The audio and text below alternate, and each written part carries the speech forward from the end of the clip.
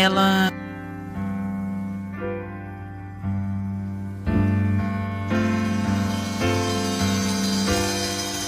Azul. Veludo. A vida artística é uma vida que se vive inteiramente em função do trabalho.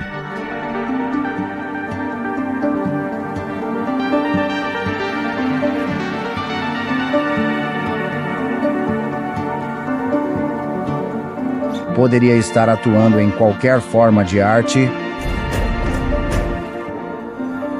Poderia trabalhar no cinema. A arte da pintura, a técnica da litografia. Música. Cada meio é de uma profundidade infinita.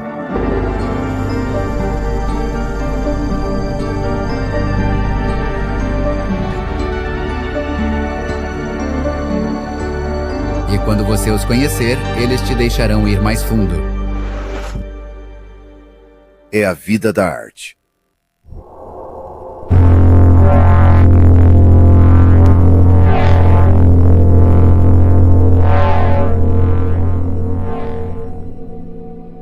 No cinema, existem muitos cineastas que fazem filmes principalmente para ganhar dinheiro. E isso é mais conhecido como entretenimento. Eu amo dinheiro como qualquer outra pessoa, mas provavelmente eu faria as coisas que eu gostaria de fazer de graça.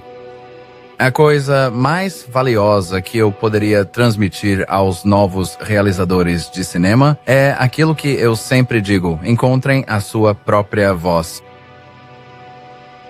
Permaneça sempre fiel à sua própria voz interior. Nunca, em hipótese alguma, ceda o controle do corte final e de toda a sua autonomia criativa.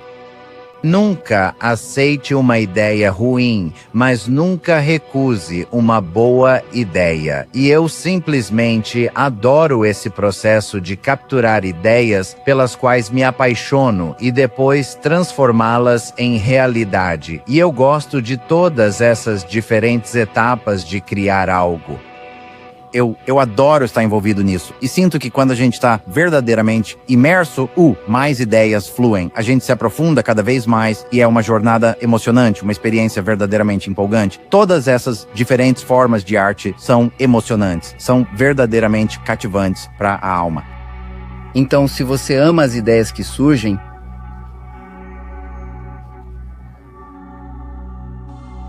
um amor profundo, você encontrará uma forma de os concretizar. Olá a todos, meu nome é David Lynch e esta é a minha Masterclass.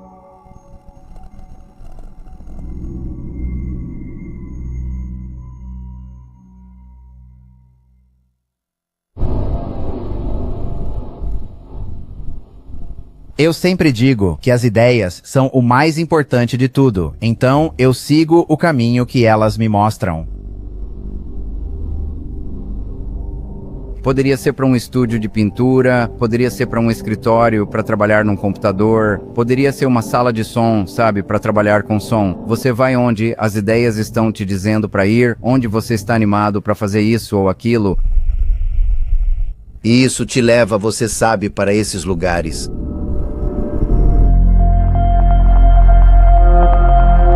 Nós não somos nada sem uma ideia. Não sabemos o que fazer sem uma ideia, e é a ideia que nos diz tudo. Portanto, é de senso comum que as ideias são extremamente importantes, e eu adoro a ideia de capturar ideias, porque elas estão por aí à nossa espera.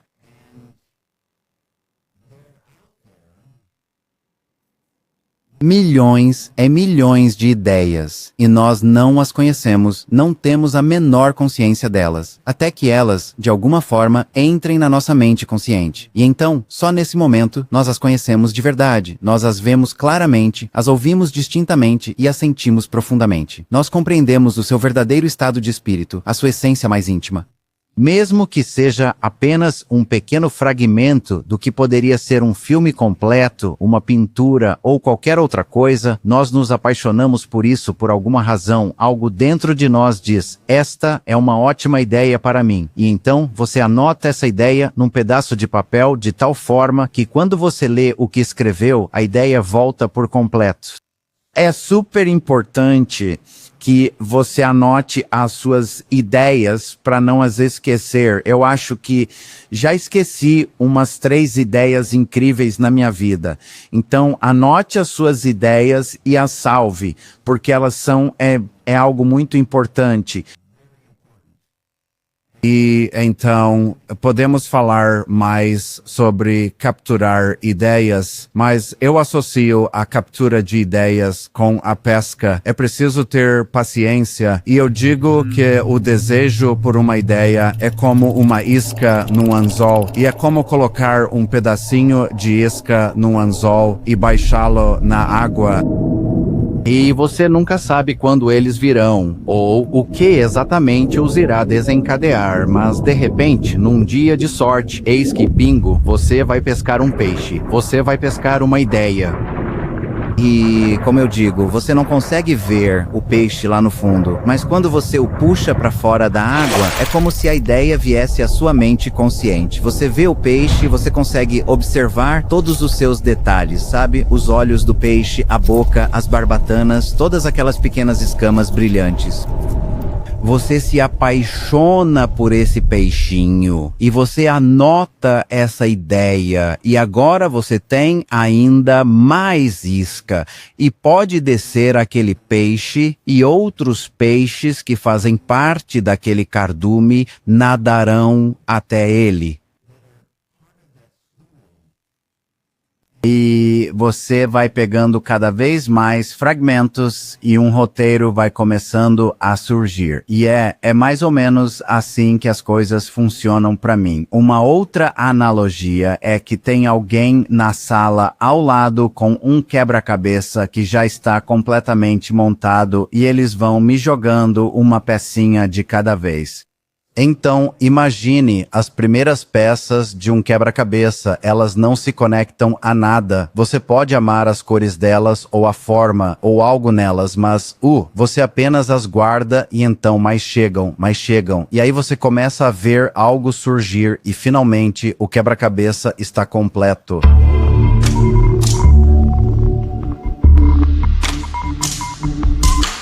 Quando nos deparamos com uma ideia que realmente amamos, a sensação é de um bem-estar imenso. Você a enxerga, a sente e a compreende em sua totalidade, tudo num instante. Mas é tudo de uma vez e vem com eu sempre digo, como que uma faísca de eletricidade, uma espécie de inspiração, mas aí você meio que se acalma e com mais tranquilidade examina. E ao examiná-lo, é como se você tivesse ligado à sua televisão e a primeira coisa que surgisse fosse um clarão branco. E então, de repente, sabe, a imagem se materializa, uma imagem aparece, e essa é a imagem. Então, sai um som e um sentimento, e você simplesmente o enxerga. E aí você anota o que vê, o que ouve e o clima, e você se sente muito, muito bem. Você tem algo. Se for uma ideia de cinema, eu gosto delas por 2 razões. Uma é a própria ideia em si, e a outra é a forma como o cinema poderia expressar essa ideia. E então você tem algo, e tudo o que você precisa fazer é focar nisso. E esse foco significa baixá-lo de volta na água, né, num anzol. E esperando.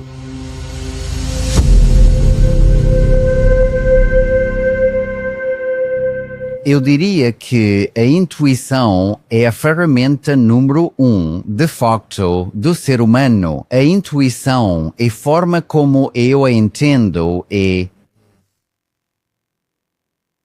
entre a emoção, o intelecto e a emoção, pause, trabalhando em conjunto. É um pensar sentido, é um saber profundo, um saber. E é algo extremamente extremamente importante. Todo mundo tem, sim, isso, mas eu não acredito que todos tenham a mesma quantidade.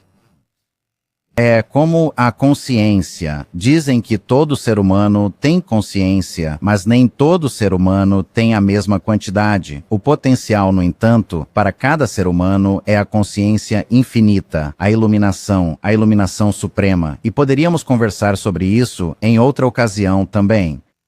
E a intuição está profundamente ligado firmemente à consciência. Você não pode simplesmente desejar ter mais intuição. Você não pode simplesmente imaginar que possui mais intuição. Da mesma forma, com a consciência, você não pode simplesmente desejar ter mais dela. Você não pode simplesmente imaginar que a tem em maior quantidade. Você tem que ir onde está e pegar mais. É como pescar. Você pode colocar seu anzol no deserto e deixá-lo na areia. Você espera muito tempo por um peixe, talvez por eras e eras de tempo antes que água e peixe cheguem. De qualquer forma, então você tem que ir onde o tesouro está. Acho que a analogia é que o chefe não faz o peixe. O chefe apenas cozinha o peixe. E o chefe pode prepará-lo de uma maneira realmente sofisticada, fantástica. Ou pode cozinhá-lo de forma muito ruim. Talvez nem o cozinhe por completo e as pessoas acabem ficando doentes. Mas o chefe não faz o peixe. Assim como essas ideias, a pessoa que capta a ideia não cria a ideia. É uma loucura. Nós realmente dependemos desses presentes para conseguir fazer absolutamente qualquer coisa.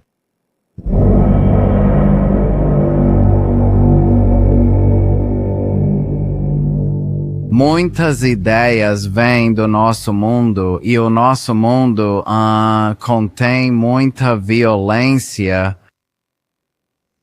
Violência dentro de casa, violência nas ruas, violência na cidade, violência no campo, violência em todos os países.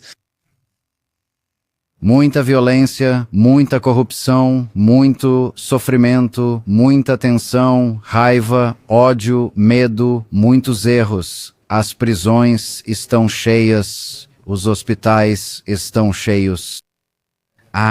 É uma grande confusão e não precisava ser assim, mas é assim que as coisas são e as ideias vêm do nosso mundo. As histórias surgem do nosso mundo e as histórias envolvem coisas que existem no mundo.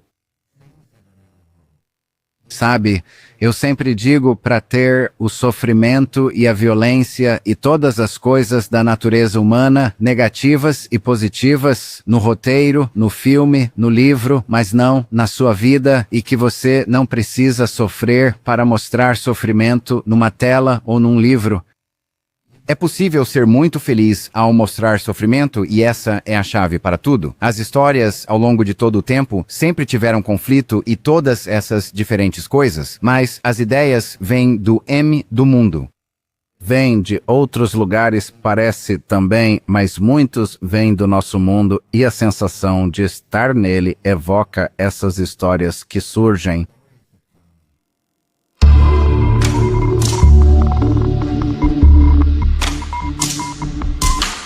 Muitas coisas da nossa infância permanecem conosco, do nosso mundo, nossos amigos, as experiências que vivemos, os sentimentos que tivemos, os sonhos que acalentamos, todas essas coisas vão para o nosso interior e elas se misturam e novas coisas chegam, todas essas novas coisas chegam e elas se misturam.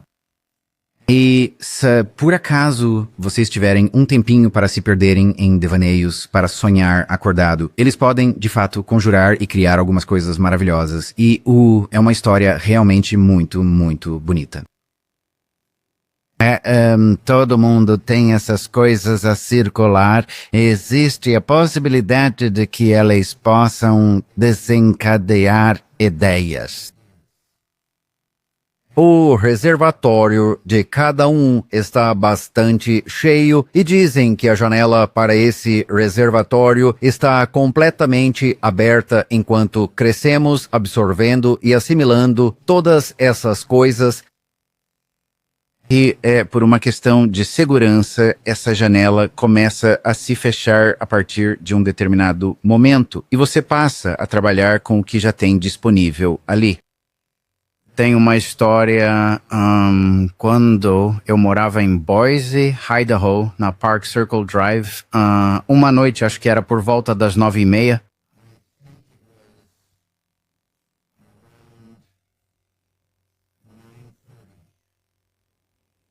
Sabe, nos anos 50, em cidades pequenas, havia postes de luz, mas eram mais fracos que as luzes de hoje. E era perto de um poste de luz, perto de uma rua chamada Shoshone Avenue. E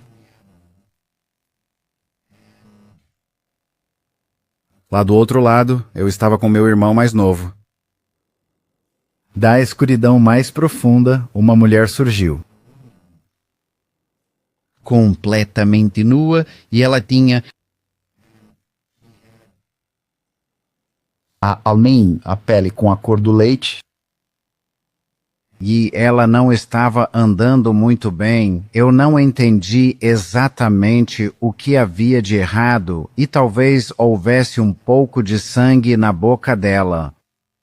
Ela parecia completamente alheia à minha presença e à do meu irmão, enquanto emergia da escuridão e caminhava para se sentar num meio-fio, e eu nunca tinha visto, uma mulher adulta completamente nua e...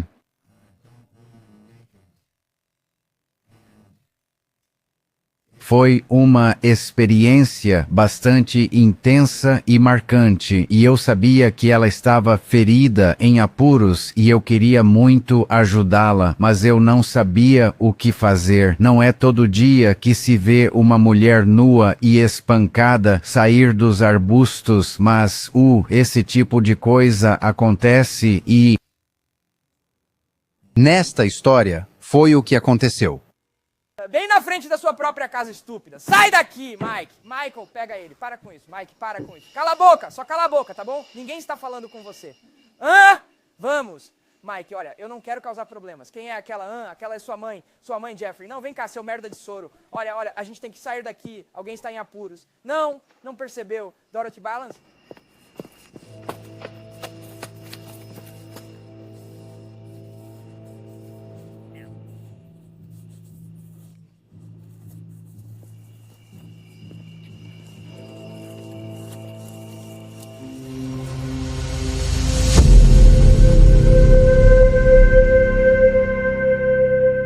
Quanto àqueles que pensam, bem, eu não tenho absolutamente nada para dizer. Talvez, de fato, você não tenha. Mas, por outro lado, essa pode ser uma maneira completamente equivocada de encarar a situação. O que talvez fosse muito melhor seria simplesmente deixar a mente devagar e sonhar acordado. E captar algumas coisas que deem início a um fluxo de ideias apenas para ver se surge uma história que realmente lhe agrade. E mais ideias podem vir, e pode haver algo que você descubra dentro de si que você realmente ame, e então você diz, espere um minuto, eu realmente tenho algo a dizer, eu poderia compartilhar essa ideia que me veio à mente. Então é assim que as coisas acontecem.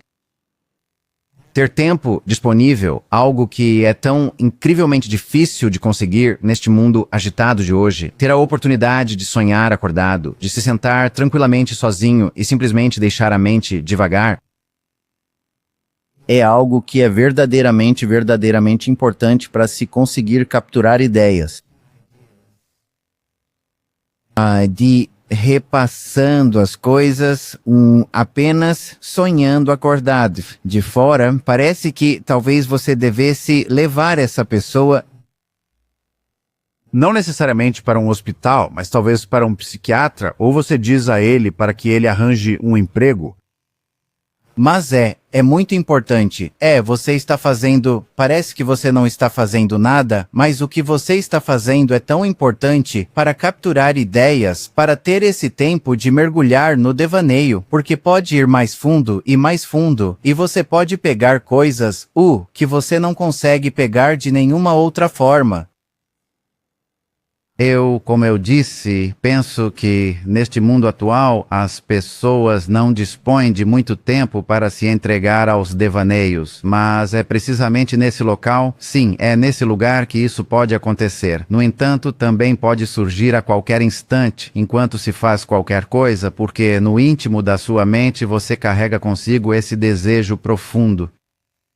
Você só precisa manter esse desejo aceso. Você pode capturar ideias. Esses peixes podem ser peixes voadores. Eles não precisam da água. Eles voam direto para você.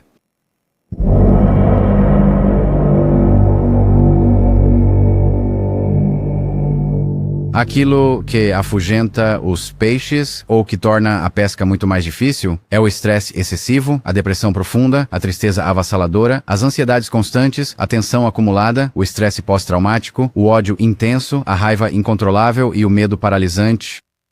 Todas essas coisas estão na família da negatividade e elas acabam restringindo muitas coisas. Elas restringem a felicidade e elas restringem, sabe, o seu sono e você acaba ficando fatigado. E a fadiga, ela não é nada boa para conseguir captar ideias.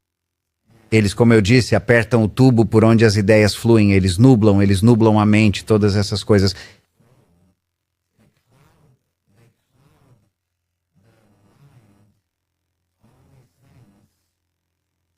Então, dê a si mesmo a oportunidade de ter essas ideias, ao mesmo tempo, traga consigo todas essas coisas positivas, sabe? Coisas de que você vai precisar como energia e como consciência e compreensão e você sabe... É algo muito importante.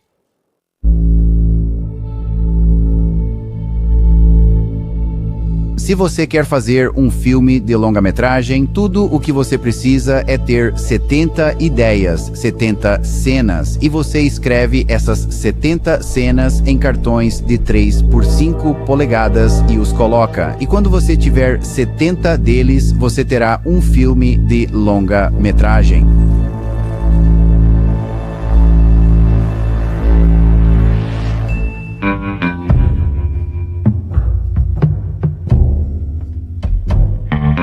Sei que você tem vários romances publicados.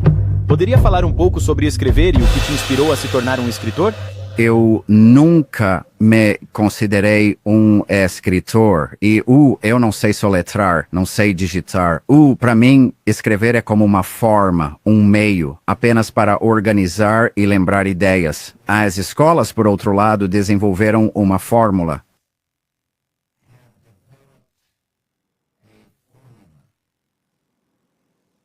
Esta fórmula de palavras no departamento de redação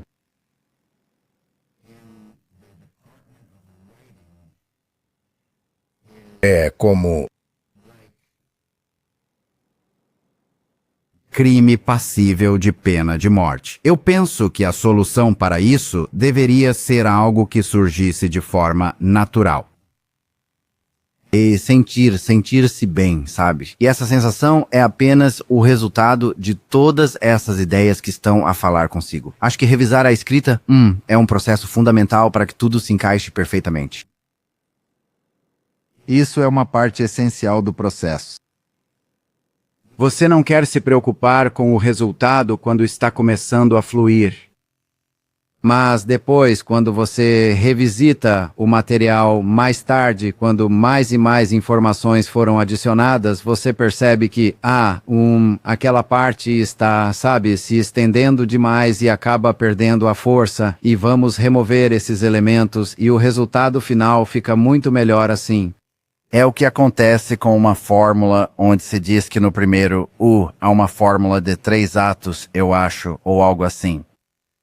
E eu não sei qual é a fórmula mais recente, mas, sabe, algo acontece. E então, entra nos detalhes e depois há uma resolução. Todas as histórias, precisam de um começo.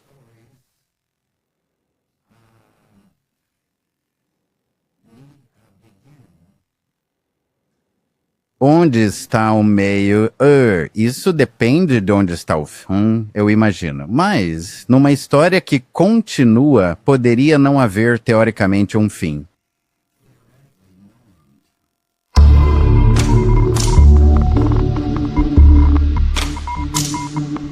Quando chega o momento certo para escrever, eu gosto bastante de me dedicar à escrita.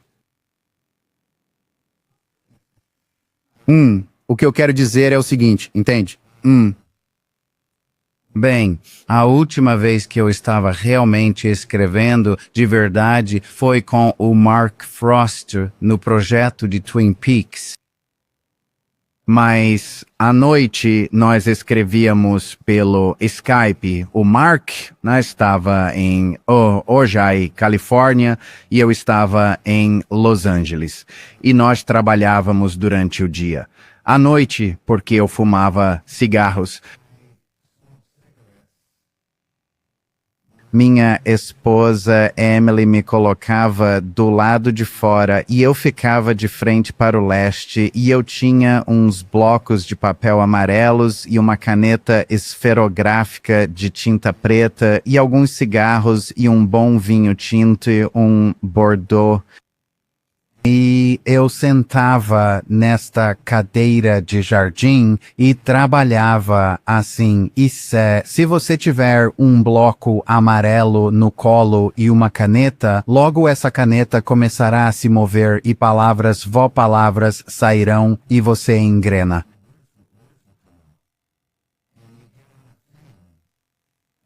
E eu digo, sabe, mesmo 90% pode ser, sabe, coisas horríveis e sem valor, mas talvez enquanto você escreve o que está vendo ou pensando, você encontre uma veia de ouro e algo comece a jorrar.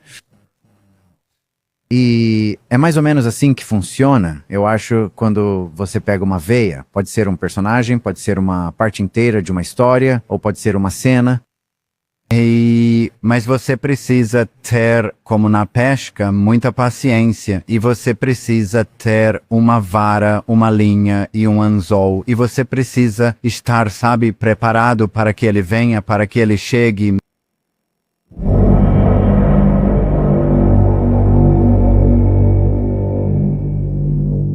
O caráter se forma e se revela a partir de uma ideia. Algo que nós observamos e que pode servir de gatilho para um personagem. Pode acontecer algo num devaneio em que uma personagem simplesmente entra. Quando elas aparecem, é como se você as sempre tivesse conhecido. Elas surgem como se tivessem vindo do nada. E, novamente, é como uma ideia. É uma ideia. E você os ouve falar, você os conhece, como se os conhecesse há muito tempo. Você sabe como eles são, você sabe o que eles estão vestindo, você sabe o jeito deles, como eles falam, rápido ou devagar, o timbre da voz deles, a coisa toda. Você os conhece e você os anota e até mesmo as palavras, sabe? Elas vêm de uma maneira bem específica, baseadas naquele personagem que você conhece e com quem eles estão interagindo. Um personagem é uma ideia, assim como uma localização é uma ideia, um humor é uma ideia, o som é uma ideia, a música é uma ideia, a forma como precisa ser baseada nas ideias que surgem.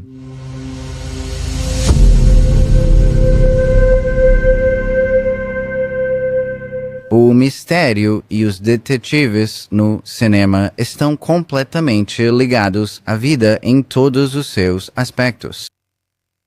A maioria de nós não sabe onde estávamos antes de nascer. Não sabemos ao certo para onde vamos depois. Não sabemos por que estamos aqui. Não sabemos muito sobre nada. Estamos flutuando numa bola, no que chamam de universo, na borda de uma galáxia com cerca de 100 ou 200 bilhões de sóis, e estamos indo a jogos de futebol e assistindo TV. Bem louco. É assim que as coisas são. Mas nós somos detetives, pessoal. Estamos sempre a observar tudo quando temos tempo. Às vezes, é bem antes de a gente ir dormir, começamos a pensar em perguntas como: por que estou aqui? O que está acontecendo? Ou vemos coisas na vida e dizemos: uau! Ou ouvimos coisas e dizemos: isso faz sentido? Você acha que é verdade? Nós usamos a nossa intuição, como verdadeiros detetives, para discernir o que é verdadeiro e o que é falso e tentar entender o que está acontecendo. E eu penso que essa é uma das grandes coisas nas histórias de detetive, se relaciona com o que a vida é, o que a vida nos diz.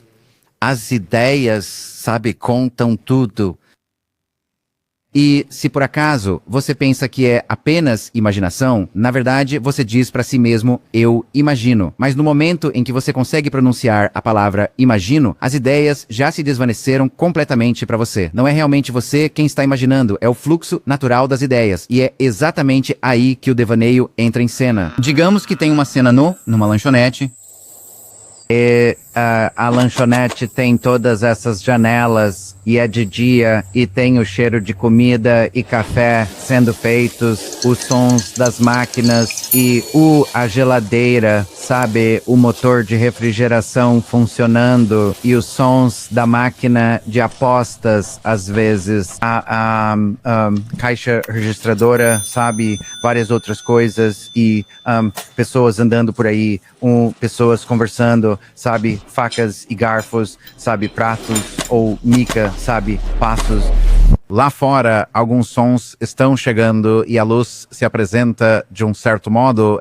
Digamos, ela vem do noroeste, então há uma espécie de atmosfera do noroeste e uma luz mais fria com um tom mais azulado que penetra. Bem, ainda pode ser, às vezes pode ser algo acolhedor e amigável, mas dependendo do que está acontecendo, você pode querer que seja mais azul e frio. Aí, você pode ter algo na jukebox que combine perfeitamente com o clima.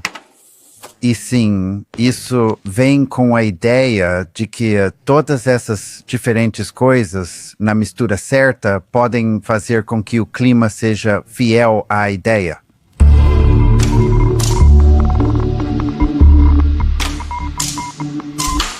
Um roteiro, na sua essência, é um conjunto de ideias muito bem organizadas. Então, digamos, o futuro diretor, ele pega o roteiro, abre o roteiro e começa a fazer a leitura. E quando eles estão fazendo a leitura do roteiro, eles estão imaginando coisas e ouvindo coisas. O que você está imaginando e o que você está ouvindo e o que você está sentindo quando você lê aquele roteiro é como se estivesse capturando ideias para o seu diretamente do éter. E você guarda na memória tudo aquilo que seus olhos viram, tudo aquilo que seus ouvidos escutaram e todas as emoções e sentimentos que experimentou, e são essas as suas próprias convicções e ideias que você deve seguir a partir de agora. E em todo o processo de fazer o filme, você tenta se lembrar daqueles sentimentos que vieram das palavras e do que você viu e sentiu e do clima e do jeito que as pessoas falavam e do jeito que elas estavam, o que elas vestiam e as coisas no cômodo. Todas essas coisas agora são seu guia para fazer o filme. E seja fiel a cada detalhe daquilo que veio à sua mente, porque você se apaixonou por isso, é isso que você quer fazer.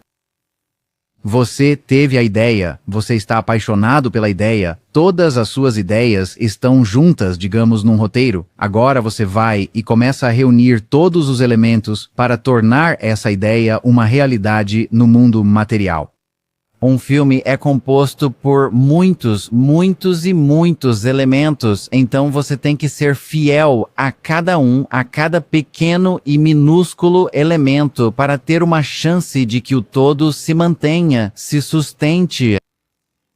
E, mesmo assim, se você for verdadeiramente fiel a cada um dos elementos e não se afastar do processo até que eles pareçam corretos, baseados na ideia original, você pode alcançar algo verdadeiramente mágico, aquilo que se diz que o todo é maior do que a soma das suas partes. Uma coisa mágica pode acontecer quando esses elementos se juntam e, bum, é a magia do cinema. Qualquer um que leia o roteiro, a mesma coisa está acontecendo, mas agora este é quem vai fazer o filme. Então, esta pessoa está imaginando e ouvindo tudo isso assim para si mesma. Agora, o trabalho do cineasta é reunir todas as pessoas que vão ajudar a tirar essa ideia da cabeça e colocá-la na tela.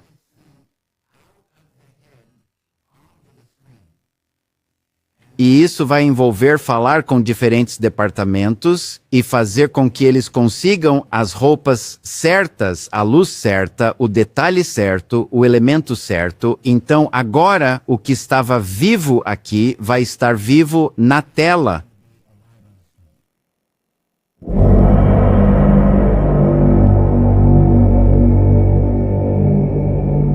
Se é uma novidade para você, então é uma novidade. Dizem que não há nada de novo debaixo do sol. Se é algo novo para você e você ama o mundo, então vá em frente. Quando é aceitável pegar emprestado? Acho que depende de, se é um empréstimo ou um roubo. E então, no filme Coração Selvagem, Sailor e Lula começou a se tornar evidente que eles tinham um grande amor pelo Mágico de Oz e faziam muitas referências a ele por causa desse amor. E, como tantas outras pessoas, mas foi meio estranho que a Sailor fosse gostar, mas para mim faz todo o sentido. Foi um pouco como roubar, eu acho, mas fazia todo sentido para os personagens e, na minha opinião, ele honra este grande filme, O Mágico de Oz, que é uma obra cinematográfica que tem inspirado e feito as pessoas sonharem por muitas décadas. E há algo no Mágico de Oz que é cósmico, fala com os seres humanos de uma forma profunda.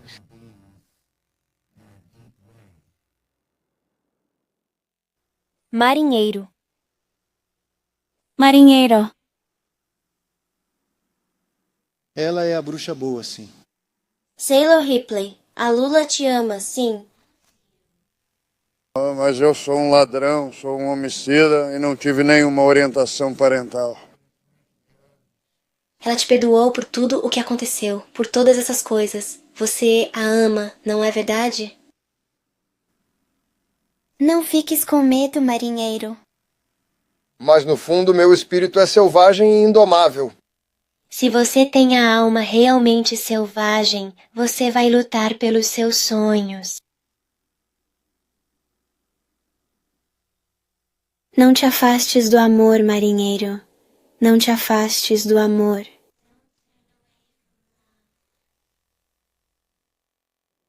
Essa é a Shirley, que por acaso também interpreta a Laura Palmer. É simplesmente perfeito que ela desça flutuando daquele jeito. Eu perguntei, você tem medo de altura? Sabe como é? E ela respondeu que não, porque não queria mesmo dizer a verdade. Ela tem um medo desesperador de altura e nós a suspendemos bem lá no alto. Fred Elms fez um trabalho incrível iluminando tudo aquilo. Ele tinha esta piscina de água sobre um painel de plexiglass e estava fazendo as luzes dançarem. E o resultado era de uma beleza realmente impressionante. E o Sailor e a Bruxa Boa fizeram um trabalho absolutamente maravilhoso. Sabe, Barry Gifford, você sabe, o livro não termina de uma forma muito feliz e Ninguém queria que terminasse de uma forma infeliz. E foi aí que a bruxa boa realmente entrou em cena e, salvou o dia. O Barry era realmente ótimo, para trabalhar, porque ele não se importava. Eu sempre digo que os livros do Barry eu adoro, mas eles são muito... É tudo muito conciso, muito direto ao ponto. Os capítulos são curtos, são bem enxutos e há uma forma muito peculiar de ele escrever. A escrita dele tem essas sementes que brotam e se espalham, sabe, em todas as direções diferentes. E então ele disse, David, faça o que quiser e haverá o Coração Selvagem de David Lynch e o Coração Selvagem de Barry Gifford. Ele foi muito generoso nesse sentido e, mas o livro dele, sabe, eu amei e inspirou, sabe, o que saiu.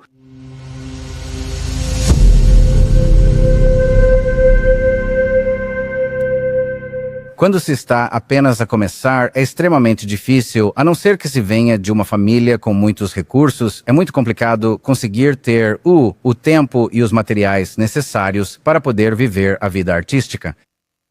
Então, você tem que viver a vida de artista conciliando com qualquer trabalho que você tenha para ganhar dinheiro para comer e ter um lugar para morar e trabalhar, e é bem difícil.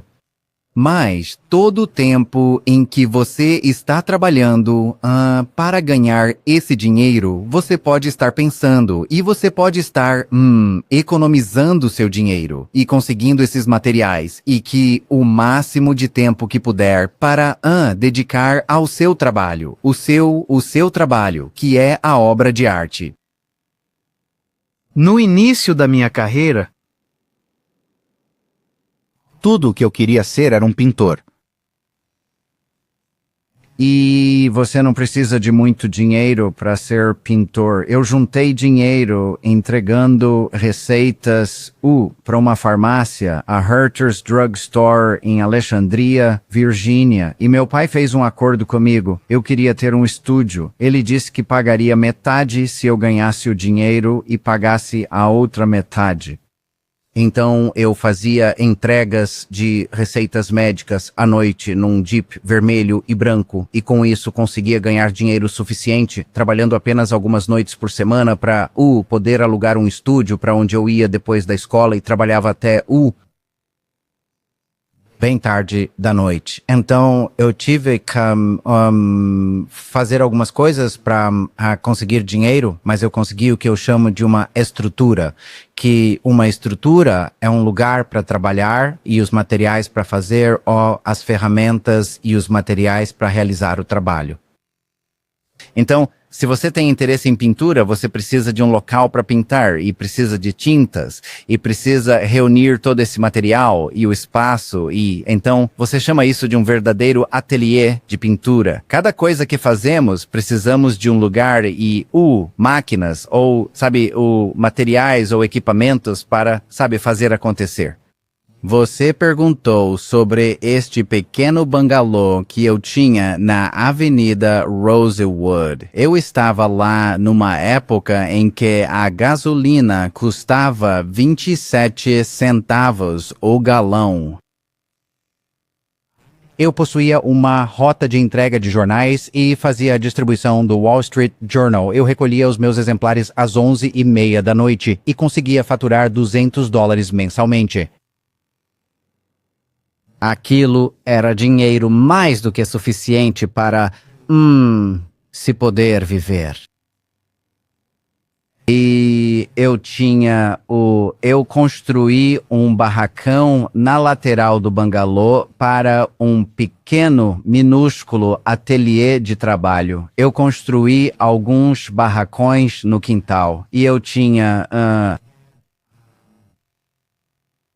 a capacidade de fazer coisas. Eu ainda não tinha dinheiro suficiente para pintar do jeito que eu queria. A AFI, na época em que estudei lá, o Centro de Estudos Avançados de Cinema, ficava na mansão Greystone, uma mansão de 55 quartos na melhor parte de Beverly Hills, na Califórnia.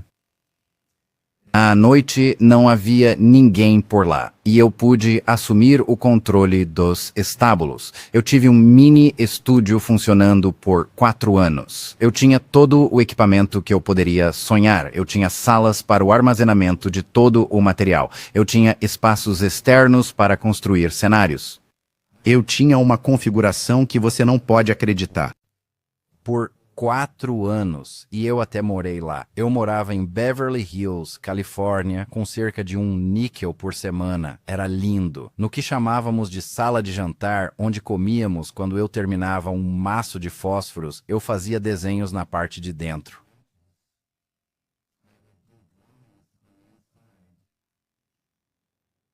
São abstratos, mas estes são todos desenhos do Renascimento italiano. Foram encontrados e colecionados e agora estão todos emoldurados. São pequenas coisas, realmente muito bonitas. Então, estes são os meus desenhos de caixas de fósforos dos tempos de Eraserhead. Meu amigo Bushnell Killer, que realmente foi uma inspiração nos primeiros dias, disse que um artista precisa de pelo menos 4 horas ininterruptas, garantidamente sem interrupções, para conseguir ter uma boa hora de pintura feita, e isso é tão verdade. Cada interrupção é como uma facada no meio do raciocínio e de se aprofundar, e você tem que começar de novo, é horrível. Hoje em dia, há interrupções em cada esquina, quase a todo instante. Eu já disse que é preciso ser um tanto egoísta, mas o egoísmo, assim como a beleza, está nos olhos de quem o vê. Se você estiver com as pessoas certas, não será percebido tanto como egoísmo. Pode ser encarado como o seu trabalho de vida e você precisa do tempo e dos materiais, para conseguir realizá-lo. Mas você tem que proteger esse espaço e esse tempo, ou então não conseguirá fazer absolutamente nada.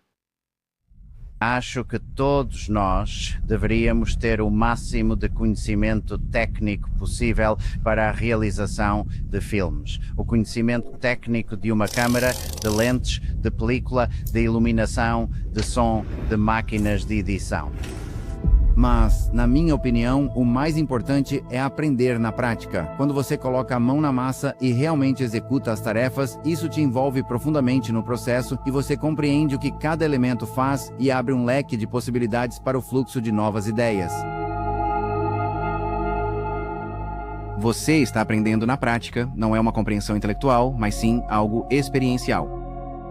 Isso é de uma importância tremenda. Na minha perspectiva, todas as diferentes partes envolvam-se profundamente. E então, na escola de cinema, se tiver sorte, estará com outros estudantes e, se forem os certos, inspirarão uns aos outros e acenderão uma chama ainda maior. E você pode conhecer pessoas com quem vai ficar, e trabalhar. E pode ser algo realmente ótimo, este ambiente de aprendizagem escolar. Talvez consiga uma câmera. Economize, descubra um jeito de conseguir uma câmera e aprenda a usá-la. Então talvez chame alguns amigos e escrevam uma cena baseada nas ideias que vocês tiveram e gravem isso. E depois, por terem feito isso e por verem o que a câmera captou, vocês vão perceber, eu devia ter ficado mais perto naquela tomada, aquilo teria... Deveria... E você começa a aprender e então talvez você refaça a coisa. Ou talvez novas coisas tenham surgido e você aprende fazendo. Então, mais ideias vão surgir, porque a partir do momento em que você começa a perceber o que esta câmera específica te oferece, se você tem esta iluminação particular e você observa esta garota expressando algo de uma determinada maneira, você começa a sentir que o próprio meio começa a se comunicar com você.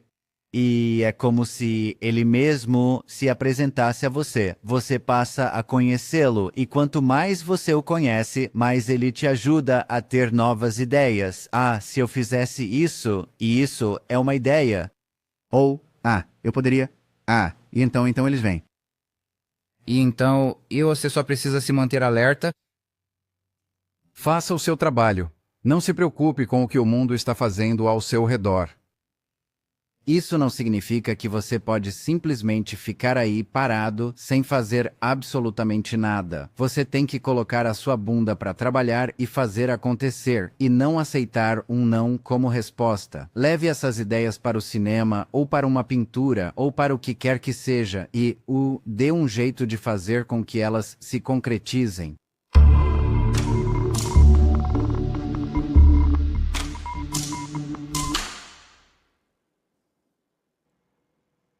Esta é uma tela esculpida para Six Men Getting Sick, menos o filme e o som. Duas das faces são minhas e uma é do Jack. E elas são moldadas em resina, todas juntas para formar esta tela sobre a qual o filme era projetado.